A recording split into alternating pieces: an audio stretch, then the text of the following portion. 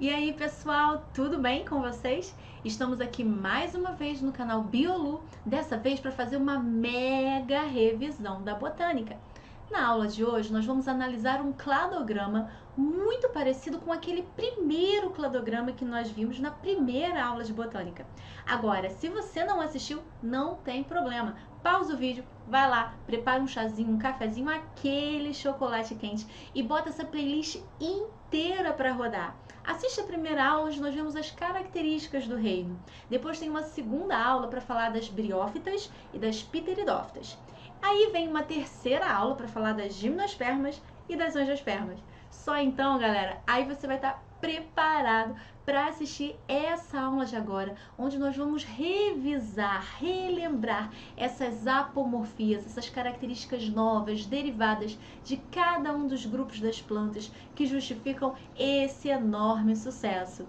Prontos para mais essa? Então vamos lá! As plantas possuem como ancestrais organismos do reino protoctistas, as algas verdes, que são fotossintetizantes, mas podem ser tanto unicelulares quanto pluricelulares, enquanto que as plantas são sempre pluricelulares. Elas possuem gametângios revestidos por células estéreis e os embriões são nutridos pela planta mãe. Todas as plantas vão alternar entre um ciclo de vida, onde existe uma fase gametofítica e haploide e uma fase esporofítica e diploide. O gametófito é aquele que produz gametas, que podem ser tanto femininos quanto masculinos. Quando esses gametas se encontram na fecundação, formam um zigoto diploide, que cresce e origina um esporófito, capaz de realizar meiose e dar origem a esporos haploides, que podem, então, dar origem a gametófitos.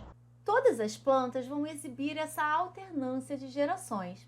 O que vai variar é o grupo que possui a fase gametofítica como fase dominante e os grupos que possuem os esporófitos como fase dominante ou fase duradoura.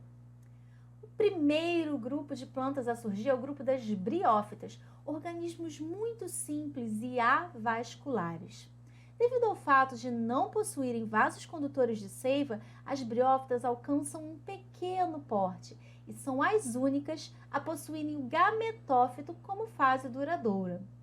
Muito simples e delicadas, precisam viver em ambientes úmidos e sombreados, inclusive porque o gameta masculino das briófitas, o anterozoide, é um gametinha flagelado que precisa nadar até a oosfera, o gameta feminino, o que cria uma grande dependência da água, incluindo na reprodução.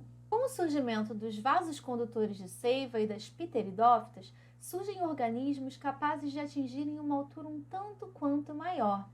As pteridófitas são as primeiras plantas a possuírem a fase esporofítica como fase dominante. No entanto, o gameta masculino continua sendo aquele anterozoide flagelado que precisa nadar até a oosfera, ou seja, ainda existe aqui uma grande dependência da água no que diz respeito à reprodução. Foi com o surgimento das sementes no grupo das gimnospermas que os organismos puderam ensaiar uma diminuição na dependência da água. Isso porque, nesse mesmo grupo, surgiu o grão de pólen, uma estrutura capaz de transportar o gameta masculino até o gameta feminino sem que haja necessidade da água. Aqui o gameta não é mais uma estrutura simples e flagelada, pelo contrário, ele está inserido dentro de uma estrutura bem complexa, o grão de pólen. Uma vez que esse gameta encontre o óvulo feminino, forma-se a semente, uma estrutura capaz de envolver, nutrir e proteger o embrião. Eis que surgem a flor e o fruto, características exclusivas das angiospermas. As flores podem ser coloridas, vistosas, ricas em néctar, capazes de atrair um agente polinizador, ou seja, um agente que vai transportar o pólen de uma planta para a outra. Esse pólen é uma estrutura complexa, mas que contém o gameta. E se esse gameta masculino encontrar o gameta feminino, vai acontecer a fecundação.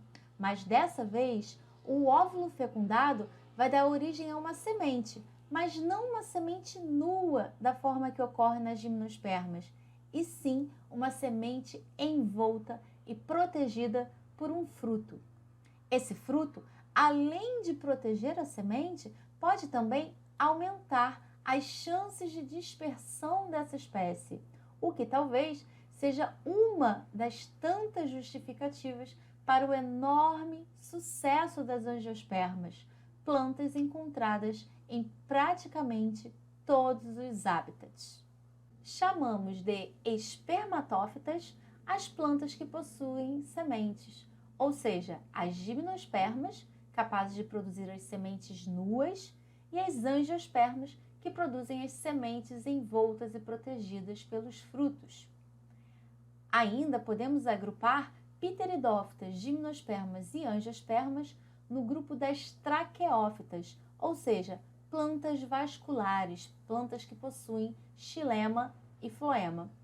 E chamamos todas as plantas, ou seja, briófitas, pteridófitas, gimnospermas e angiospermas, de embriófitas.